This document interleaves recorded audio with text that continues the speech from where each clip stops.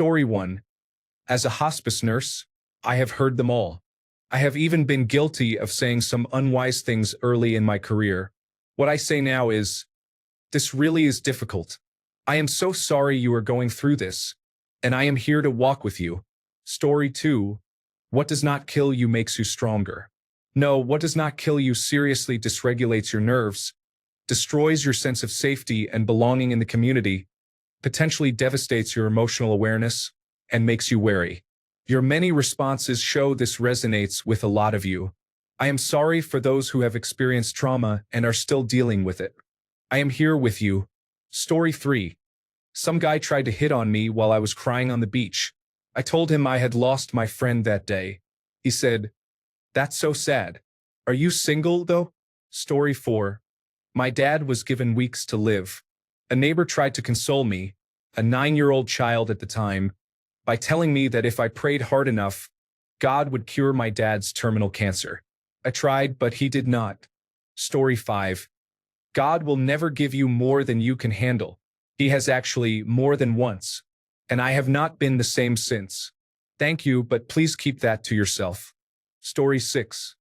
After my husband died, literally within the week, people said they were praying for me to meet someone new.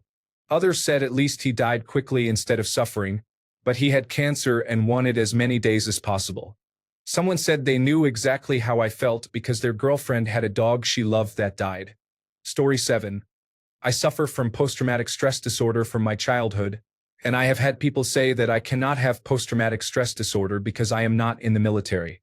Story 8. You can always have another one. Word of advice.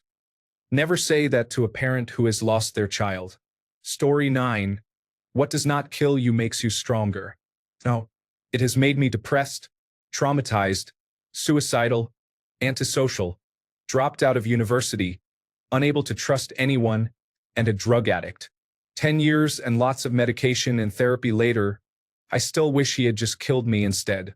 I am not stronger. I am destroyed. Story 10. My husband was suddenly paralyzed. He was hospitalized for 4 months and came out in a wheelchair. Fortunately, we received support from the National Disability Insurance Scheme in Australia, which pays for a cleaner and gardener. I worked full-time and had 2 young children. A workmate asked why we needed a cleaner, gardener, or carer for him when he had me.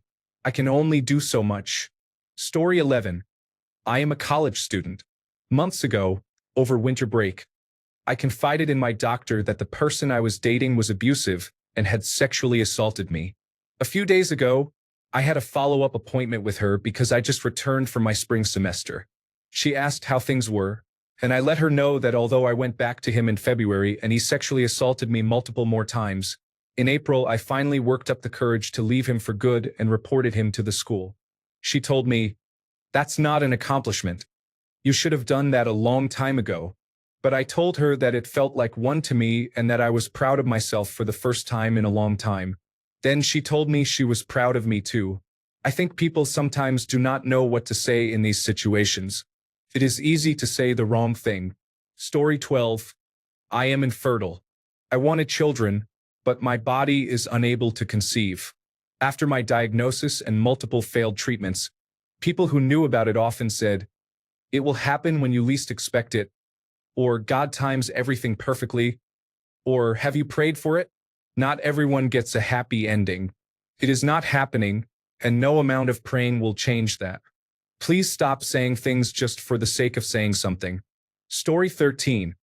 At my brother's funeral, a friend said, "He is in a better place now." If I could have held back my tears, I would have asked him if here with us was not a better place. Death does not need a public relations team. Story 14. My daughter was born extremely premature at 24 weeks. We finally had a baby shower after months of difficulty. Not knowing if she would live or die, watching her turn blue at times, going home every night with empty arms for months. A friend planning the event said, "You were actually lucky. At least you can get drunk at your shower." Story 15. My dad died in the backyard from a sudden heart attack at the age of 72. I, a 31-year-old female, was 16 weeks pregnant at the time. My mom and husband found him. My mom's co-workers, also known as gossip buddies, came over to console her. One of them told me, while my dad lay dead in the backyard after paramedics had come and left, "You need to stop crying. Your dad's spirit is in limbo right now and he cannot move on if you continue crying." I wanted to punch her in the throat. Story 16. My dad died a slow and painful death from cancer. He was my favorite person in the world. His neighbor told me I was selfish for not doing more for him. I moved my entire family 500 miles away and rented a house across the street from him to take care of him for a year. But apparently that was not enough. Story 17. People have had it worse than you. I understand that, but my sister committed suicide hours ago. Can I be allowed to be in shock for a bit? Oh my God. Story 18. You are too young to be dealing with all of that. Yeah, I know. Thanks. It is a good thing bad things do not happen to young people. Story 19. She would want you to be happy. By people who never met her or barely knew her, you don't know what she would want. Don't talk about my person. If we are going into what she would want, I am pretty sure she would want to be alive. Story 20. Religious matters can be sensitive. They are trying to offer comfort, and I am trying to find a kind way to explain that I do not share their beliefs. If it is just a simple, "I will pray for you," I simply say thanks. It is kindly meant, and I am grateful and appreciate their sympathy. However, it becomes a little awkward when people assume I belong to their religion and start explaining why God did this and so on. Story 21. My best friend died of an accidental overdose, and I cried in my room for 24 hours. The next day, I came out of my room, and my mother asked, "Are you feeling better now that the shock has worn off?" I went back into my room and cried more. Story 22. Everything happens for a reason. It felt like they were trying to wrap my pain in a pretty bow instead of just letting it exist. Story 23. My therapist said to me, "I think you should be hospitalized," because I cried in session telling her that my younger brother had just taken his own life. I see a new therapist in a week. Story 24. Mom was dying of terminal cancer. I went to see her on my birthday, and she cried in pain the whole day. When my ex and I were driving home, I finally let out the tears I had been holding in all day. His response was, "I don't know what you're crying for. You already know she's dying." Story 25. When my 6-week-old baby died of sudden infant death syndrome, I was told by more than a few people, "Well, you are young, at least you can have another." What the heck? Story 26. At least it is probably not one of the more aggressive cancers. You have better than average odds. They were mistaken. The 5-year prognosis was a 13% survival rate for me. I have beaten the odds so far, but there is really no good cancer. Honestly, when people learn you have stage 4 cancer, they get really strange and say all sorts of well-meaning things. I have been told I should use various and proven treatments. A surprising number of people create and distribute them as well. Story 27. This is why I would never get a dog. As I am crying over my dog of 16 years, excuse me, I would rather be extremely sad over my dog than to have never known her love at all. Story 28. At least now you have a good reason to be depressed. I had been struggling with depression for most of my life. This was said after I lost my job, ended an 8-year relationship after finding out he cheated and kept our pets, and moved back in with my parents within a 2-week time span. I had to fight every urge to strangle the person with my bare hands. Story 29. After my stillbirth at 38 weeks, people said, "Oh well, at least you didn't get to know it. Don't worry, you can have another one. And well, at least you didn't get attached to it." Story 30. Your cancer really isn't that bad. They will just remove your kidney. You know what, Phyllis? I realize I am much better off than most cancer patients, but that stage 3 tumor not only took my kidney but left me with lifelong tests and scans. I also developed other significant health issues from the surgery and can no longer work.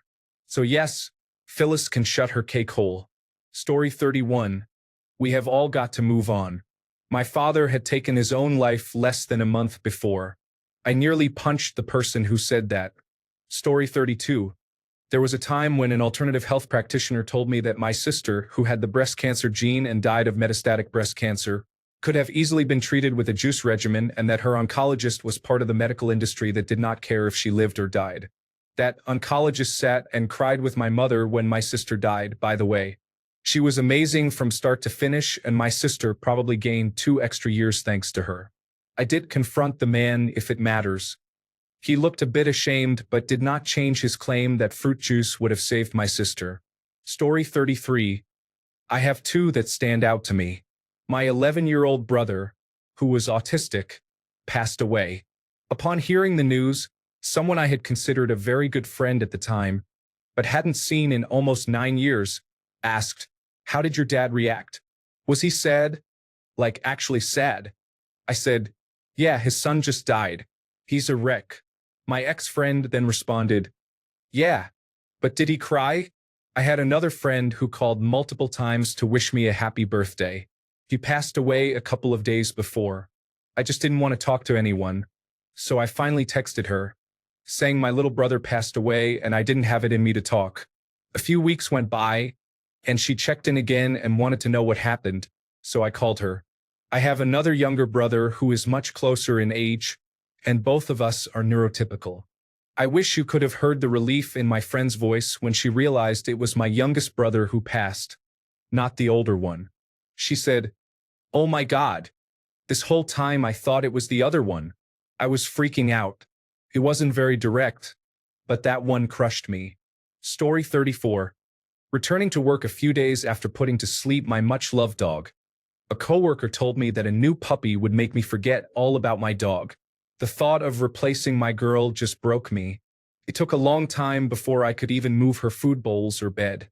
It has been a few years and I am still not ready for a new dog, and I still do not like that coworker. Story 35. I told the funeral home people to cremate my father instead of burying him, and their response was, "Is it because of the money?" Maybe they did not mean anything by it, but I still remember being upset about that question. If it was about that, do not ask me that as someone who just lost their father. Story 36. It is in the past. Why are you so hung up on it? I was a toddler and was inappropriately touched. My brain blocked the memory until I reached adulthood, where I finally realized that it is absolutely not okay. Story 37. When my baby was stillborn at 23 weeks, I was told, "She is back with God where she belongs now. She belonged to Him first. You just borrowed her for a while." No, thank you. I do not feel better, no matter where my child is, if she is not with me. Story 38.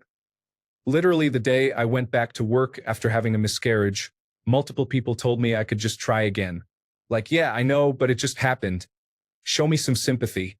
Story 39. God must have had a plan for you. You must have a guardian angel. The plan was a ruptured brain aneurysm. The guardian angels were the medical team. I am still here out of spite and science, not spirituality. Keep your prayers to yourself. Story 40. When I had my miscarriage, my pregnant sister-in-law came over. She proceeded to talk about how she was so scared she had lost her baby too, so she went and checked. Happily, she has a healthy baby growing inside her. That was all she talked about the whole time. She did not offer any condolences. Story 41. My father-in-law was diagnosed with grade 4 glioblastoma, a type of brain cancer. His mother refused to let any of us discuss his diagnosis because she believed that speaking about it would cause it to happen, saying our words have the power to manifest such things. When he passed away, she said it was because we spoke it into existence. However, if that were true, we would have simply told the cancer to go away. Story 42. That we choose our fate before we are born, meaning every little trauma is something that we agreed to experience, including how we die. Personally, I find it unbelievably insulting, dismissive, and degrading. Story 43. Anything involving God and His involvement in said trauma or grief, just stop. Stop assuming everyone is religious. Story 44. After my fiancé died, my mom said, "Just remember, everything bad that happens to you is your fault." I guess she meant it as some kind of bootstraps thing. We do not talk anymore. Story 45. The phrases that have almost driven me to violence on several occasions. Everything happens for a reason. They are in a better place now. At least you know you can get pregnant. You might not understand it now, but you will soon. God has a plan. Story 46. My friend's son passed away last September. She kept posting memes and things about it on Facebook, which in my opinion is fine. I just supported everything she posted. After about a month, someone commented, "You need to move on and get yourself ready to see him again one day." I couldn't believe that anyone could say that to her. It was horrible. Story 47. Working through disenfranchised grief after an abusive parent dies prompts some unexpected comments from people. Some say, "Why would you feel sad or upset about your mother dying if you did not have a relationship with her? You did not even care about her." Others say, "You are probably happy she is gone now." Grief is much more nuanced than many people understand. Story 48. 5.5 months after my dad died, my husband had a heart attack in his sleep and died. He was only 38 years old. The morning he died, a few hours after finding him dead, my mother said to my mother-in-law, "I don't know why everyone is making such a big deal about my daughter's husband dying. They were only married 15 years.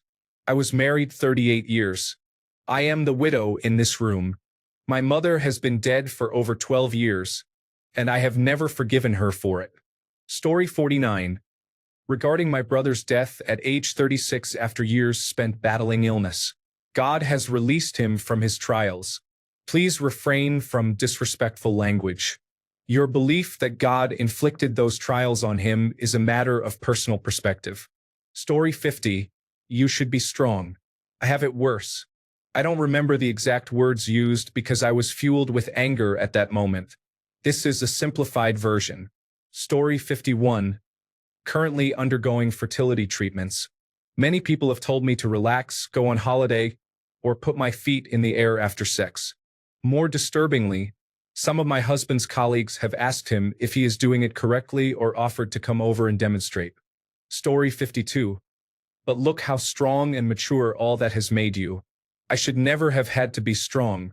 I am mature because my childhood was not a safe place to be carefree. I am never going to get any opportunity to be less strong or less mature. Story 53. There are 3 girl cousins and I am the youngest. Last month, my second eldest cousin lost her mother. After the family service, we all sat in the back of a van, trying to debrief after a long and exhausting day. Then my oldest cousin said, "I don't know how you two do it. I can't imagine what it's like without my mother. Now I'm more grateful." We both nodded silently. I had been coping for a few years, but hearing that, especially from my cousin who had just buried her mother, affected me more than I expected. I don't know. There is something about those comments that, without their realizing it, carry a deep level of ignorance. It is like they are trying to show gratitude but fail to recognize the complexity of grief and its many layers. It felt like my cousin's pain, her rawness, was brushed aside, and it hit me harder than I thought. Story 54. While I was taking care of my 99-year-old bedridden mother around the clock, a neighbor spotted me getting the mail, stopped me and said, "I admire you so much. I don't know how you do it." What I didn't need was her admiration. What I could have used was a little help. Maybe, "Hey, I'm going to the store. Is there anything you need?" Or, "Why don't you go for a walk around the block? I'll watch your mom for a few minutes." That kind of gesture would have meant more than 100 compliments. Story 55. At least you weren't properly married, they said after my divorce. Just because I got married in a civil ceremony instead of a church did not make it any less real to me. Or, "We knew he was not good enough for you. We did not like him anyway." Well, you could have told me that a few years ago. Story 56. Well, at least now you do not have to worry about caring for them anymore. No, I enjoyed caring for them. Not caring for them because they died is the entire point of it being a bad thing. I miss caring for them. Story 57. My father on the day my mother, his wife, died. How would you feel if I got remarried? 3 weeks later, he was officially dating the woman who came to take care of my mother a few times a week, and he wonders why everyone believes he was cheating. He kept telling us it had been 3 weeks already and that it was time for us all to move on. I was 20 when she died. He also said the same 1 year later when his mother had cancer and was in hospice. You don't understand how hard it is to watch your mother die and to lose her. My mother was chronically sick my whole life. I don't talk to him anymore. Story 58. I think you will be glad to have been through this someday, said the psychiatric nurse practitioner smugly. I was diagnosed with post-traumatic stress disorder a year later. Story 59. Grief over a death. Did you have a little cry? 5 miscarriages. It wasn't meant to be. Everyone. Childhood sexual abuse. You need to put this behind you. I spend time with my pets and very few humans these days. Story 60. My niece was dying of cancer. She was 36. One of the most unpleasant people I worked with knew about it and knew she had been given, at best, 6 months. He walked up to me and said, "How long has she got left?" As if it were a holiday booking or something totally inconsequential. How I stopped myself from punching him, I will never know. Story 61. I cannot count the number of times I have heard the phrase, "It is all part of God's plan." I hope you slowly watch one of your loved ones die and become so depressed that your house becomes a disaster. You cannot even brush your hair or your teeth, and you have moldy cereal in your room. All of your laundry is on your bedroom floor because you cannot bring yourself to put it in your drawers. Then I can turn around and tell you it is all part of God's plan. Story 62. I called the hospital to pick up my father's body minutes after he passed at home. It took a few minutes to arrange the logistics.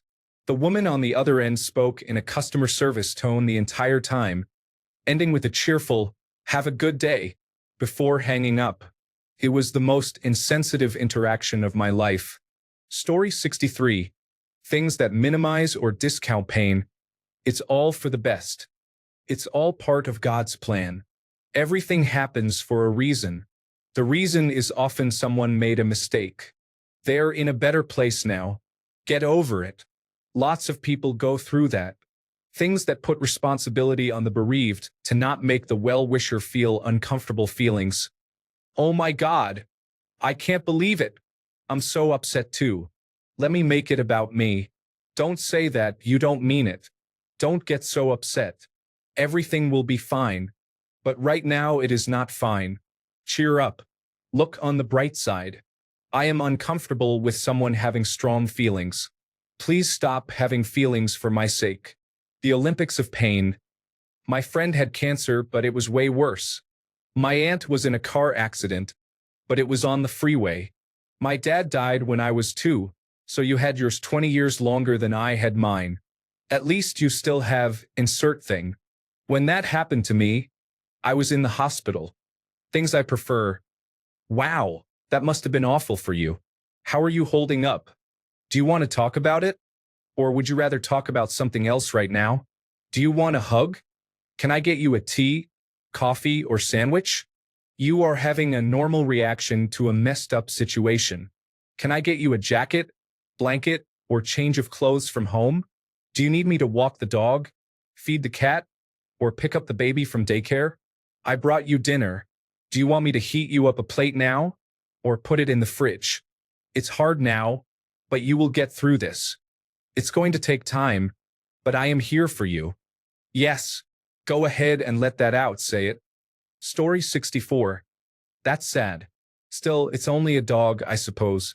Sure, buddy, it's just a dog that purposefully got in between my dad and me so my dad wouldn't beat me. But it's just some dog. Story 65. Other people had it worse. I am acknowledging my own trauma. It is not a contest to measure everything. Let me speak. I have something to say. Anyone who directly disregards such communication should not be in your life. Story 66. The good parts of your mom are in heaven. What the heck? She is already dead. Just let her be a whole person.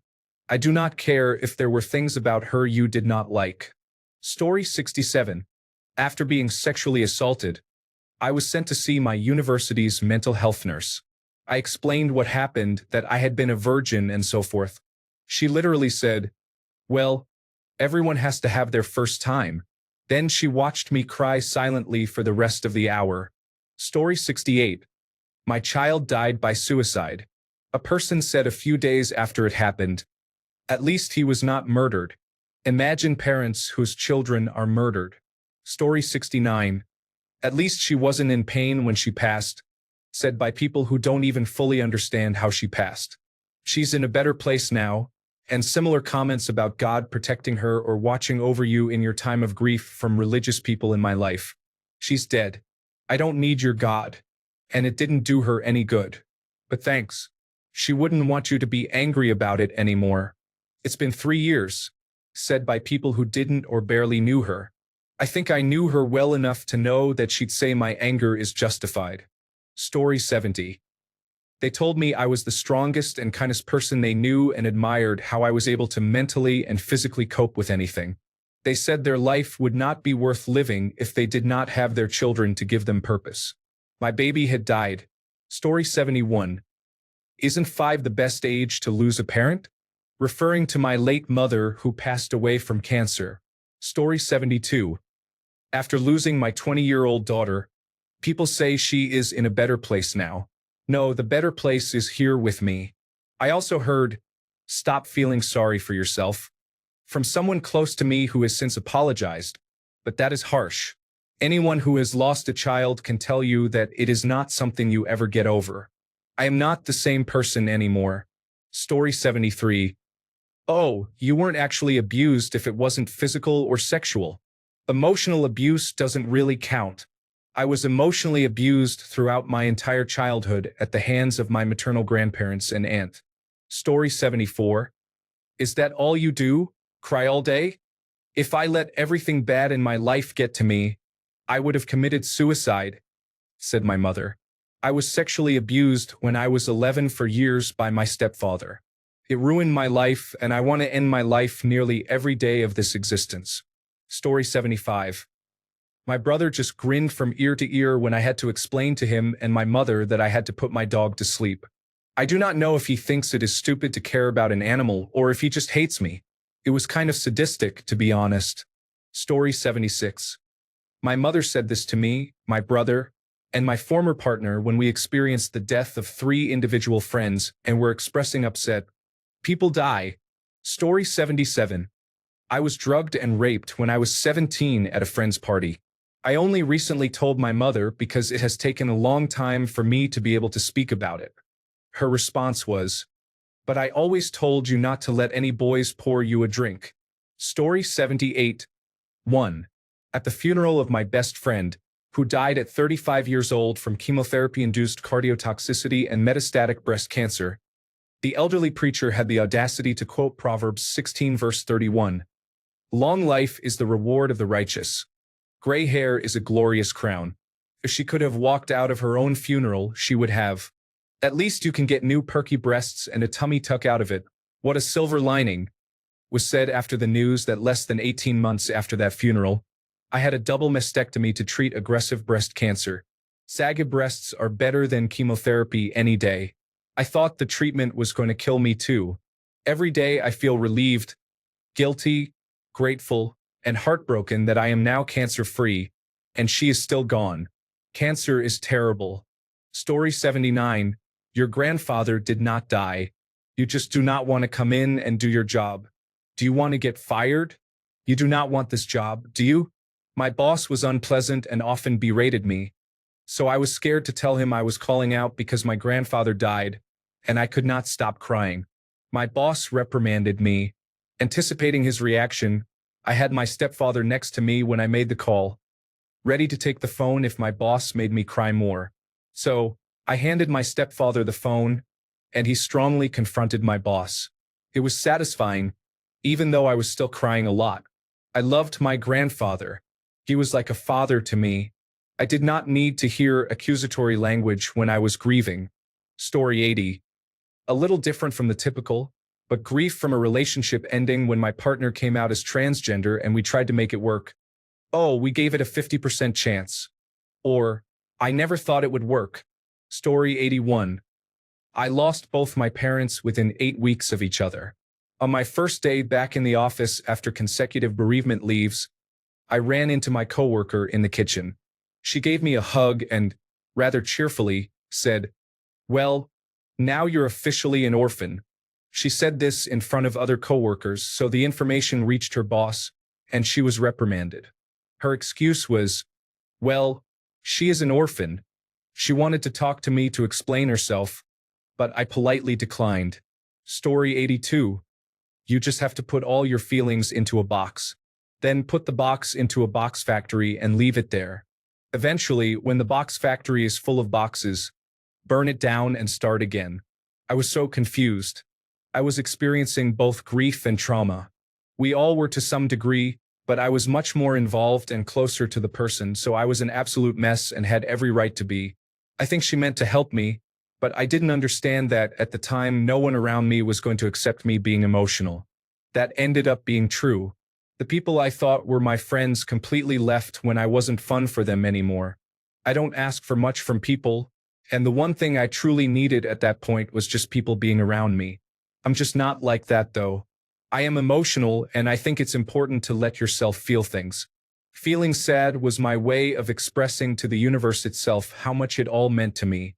Looking back on it, I realized she described one of the main ways people deal with these things, and honestly, it's a valid way of surviving in our society and culture, at least here. It's like the bills don't give you time to fall apart. I understand that's how she would have handled it herself. I find it strange. I try not to judge, but I had just gone through something so significant it literally altered my entire life. I felt like a completely different person. It changed the way I thought about and interacted with life, people, and the world. But I'm not supposed to talk about it or let it affect me. I just couldn't do it, and now I'm so glad I allowed myself to process it in the way I needed to. It was a tough few years, but I'm glad I learned that those people were not worth my time, energy, and love. I let those people go with grace, knowing they just weren't like me and they dealt with the grief differently. Story 83. Not sure if well-meaning or not. Recently, a coworker's grandmother passed away. She took a few days off. The grief was obvious. She came back for a day of work, and one insensitive boss said, "Lucky, at least you got a few days off." Story 84. I know how you feel. Really? You know how I feel even though you have not been through this? My mother died by suicide, and multiple people said, I know how you feel. But their parents had died of old age or illness, which are completely different. One of my ex-partners and I had a stillbirth. Multiple people said, I know how you feel, but they had miscarriages, similar but different. Story 85. I lost a baby. She had Down syndrome. A family member told me that she strongly believes our children choose their mothers and probably knew I would not be able to handle the diagnosis. I do not believe that babies choose their mothers, but for some reason, it did affect me. I would have loved that baby so much, and every time I see a baby with Down syndrome, I feel sad. Story 86. Be alone. It's okay if you don't have friends. Says someone who doesn't stay a minute without her friends. I have been really alone since childhood. I was bullied and never able to make friends. My parents were abusive too. It's basically like I don't exist. Don't I deserve connection and comfort too? Rather than telling me it's okay not to have friends, you can keep your mouth shut. It hurts when you have no one to lean on and you have been carrying everything alone. Story 87. God has a plan, or he works in mysterious ways. My wife was diagnosed with amyotrophic lateral sclerosis at age 35. Our son was just 5 years old. Amyotrophic lateral sclerosis is a terrible wasting disease that slowly paralyzes you.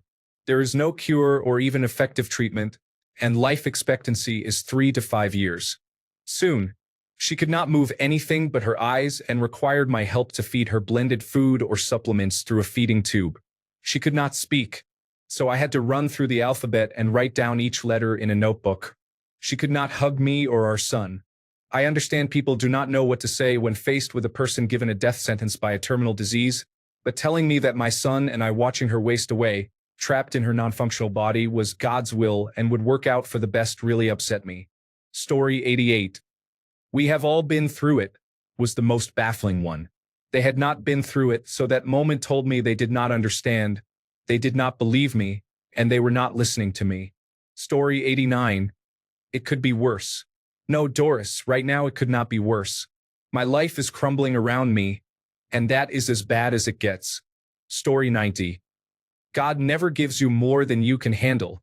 Look, if your fictional God gave me this trauma intentionally, then forget him and forget you for worshiping him. Story 91.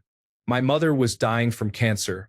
She was barely conscious, and my father and I were on either side of her, telling her how much we loved her and that we would miss her. The hospital chaplain, though none of us were or are religious, walked in unprompted and said, "I am so blessed to witness such a beautiful moment," or something along those lines. Excuse me? My mother is dying, and you are blessed to see it happen? Absolutely leave. Story 92. My boyfriend went through a psychotic episode and hurt himself. I called an ambulance for him. They took him to the hospital, but I couldn't go with him. My adrenaline levels started dropping, and I was crying uncontrollably. So I went to my best friend's house to calm down. He helped me relax, gave me a cup of tea and some fresh clothes. Mine were covered in blood, snot, and sweat. Soon I left his house and started walking toward the hospital where my boyfriend was. Walking because neither my friend nor I can drive. The hospital is quite far, over an hour on foot, but I went anyway. Soon after I left my friend's house, his girlfriend texted me asking if I wanted to go for a drink. I said that I wasn't really in the mood and also broke. But thanks. She said, "Oh, I could buy you a drink. I just wanted to chill, drink some, dance. Me, you, and Bob, her boyfriend and my best friend." I told her that I really wasn't in the mood for partying now, but since she offered me a drink, could I borrow $7 for a taxi instead? I pay her back next week. Why do you need a taxi? I just left Bob's house. Mark, my boyfriend, is in the hospital after a psychotic episode. I'm really worried and want to be with him as soon as possible. She started backpedaling, saying she was busy and didn't have money, but if I changed my mind about going for a drink, I should let her know. Then she asked why I didn't tell her I was going to see Bob when she wasn't around. I said it was an emergency. I was a big crying mess and needed some support so I wouldn't collapse or have a full mental breakdown. I didn't even think about it because all I could think about was that my boyfriend was very unwell and in the hospital. She stopped texting me. I stopped texting her. I got to the hospital. My boyfriend was in a coma, stitched with lots of bandages and had various tubes coming out of him. Bob texted me that he was sorry for his girlfriend. She called him to yell at him for not letting her know I came to see him. The next time I saw her, weeks later, I got a lecture about how I should never see Bob without letting her know. Dude. Story 93. When my mother had a stroke and we were waiting for the doctor to give us a prognosis, I was messaging my friend group in our chat. I was absolutely hysterical because it was so unexpected. When I asked my friends to pray that everything would work out, one of them said she couldn't pray that my mother would survive because whatever God's will is, will happen. I was furious but didn't say anything. My mother died after 2 days of being on life support. When her mother contracted COVID-19 a few months later and was on a ventilator, she asked us to pray for her. She died a day later. I sent condolences because I knew how sad it was. But a few months later my anger came out in the group chat when she said something about God and praying. I told her to go away and reminded her of what a bad person she was during one of the most vulnerable times of my life. Story 94. When I was 17 and lost my friend to an overdose, I was living in a group home. After a week of grieving, they called me into the office and told me that they could not have someone living in the house if they were not willing to follow the rules and what the program expected of them. This included going to school every day and participating in the afternoon and evening group activities such as bowling or an art project. I tried to explain that I was sorry and that I was really struggling at the moment. They said it had been a week, which was enough time, and that I should have been getting over it by then. They said it was not like he was family, he was just a friend after all. Then they kicked me out without any prior warnings and gave me 4 hours to pack my belongings and leave, which is illegal. Thanks a bunch for sticking around till the end of the video. Remember to subscribe, and until next time, stay awesome and goodbye.